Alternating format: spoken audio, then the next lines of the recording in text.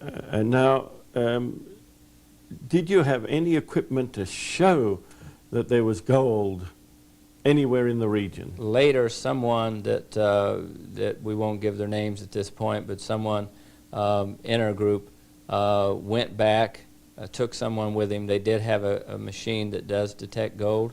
They used it around the Dome of the Rock. They used it anywhere there was concentrated amounts of gold. The machine always would detect the gold. They took it to the cave, garden tomb, and there was nothing. It showed absolutely nothing there. And of course, we know where the Ark of the Covenant, there'll be much gold there also. Oh, of course. And as I've mentioned already, you know, for 17 years, you said he says that he discovered this in 17 years.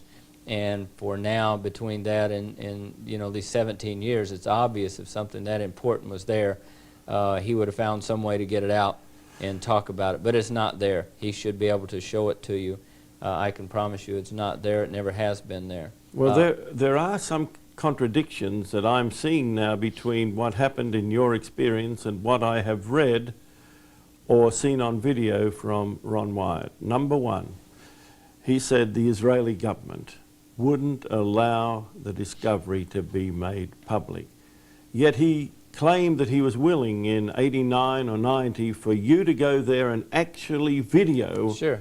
the Ark of the Covenant. That's why I went, so we could bring it to the world. Number two, on another occasion I learnt that he had said that an angel that was in the cave, as it were, guarding the Ark of the Covenant, had told him not to release information until after the time of trouble for God's people had taken place.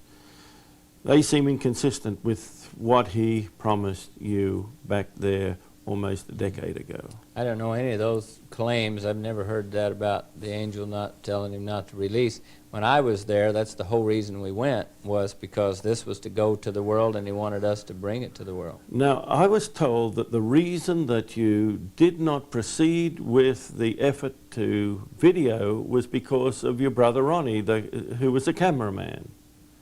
Ronnie, according to Wyatt, said that he asked for a sign. He got a little uneasy about it and asked for a sign because there was no evidence whatsoever of any rain, no forecast of rain.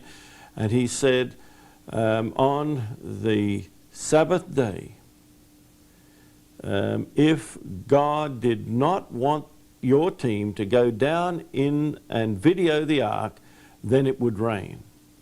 And according to the report that I have seen, there was no sign of rain until about almost the end of the day, and then suddenly, almost apparently miraculously, a shower of rain came.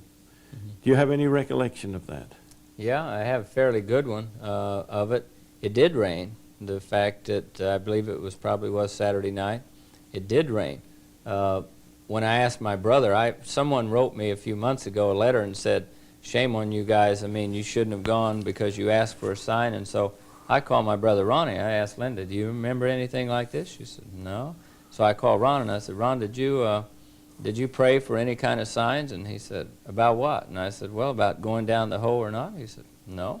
He said, we just went down and it came a rain that evening and we went in spite of the rain. Honestly, there's absolutely no truth. I mean, I'm always amazed, and again, I don't hate Ron Wyatt. I don't even really dislike him, to tell you the truth. I dislike what he's doing. I realize that he's deceived, in my opinion, thousands of people. I believe that there are people that's watching this video that will sit back and realize they've given hundreds, if not thousands, of dollars to this work, and I don't like seeing God's work so grossly misrepresented. When you talk about something so, and tears would come in his eyes when he talked about blood dripping down from the cross to the mercy seat. I mean, how do you dare make up something? I personally would rather go rob a bank, I guess, than to try to use this type of a lie to get funds from people and to get support from people. Now, I don't know what anybody else would rather do. I'm just telling you about me.